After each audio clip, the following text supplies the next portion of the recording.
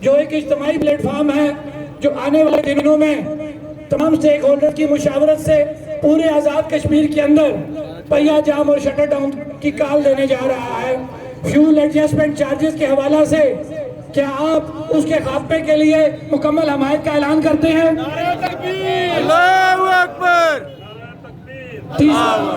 تیسرا مطالبہ کہ جو آئینی ترمیم کیے جانے کے خواب دیکھے جا رہے ہیں، میری مراد 15ویں آئینی ترمیم جو لانے جا رہے ہیں، کیا ہم سب اس کی مخالفت کے لیے تیار ہیں؟ نعرہ تکبیر! اللہ اکبر! نعرہ تکبیر! اللہ اکبر! یہ پلیٹ فارم ہونے والی یا کی جانے والی جو خیالات ہیں اس ریاست کی کے حالات کو آئینی تبدیلی لاتے ہوئے تبدیل کرنے سے، میری مراد پھر ایک دفعہ رپیٹ کروں گا کہ جو آئینی تبدیل لانے کے خواب دیکھے جا رہے ہیں، کیا ہم اس کے خلاف ہیں؟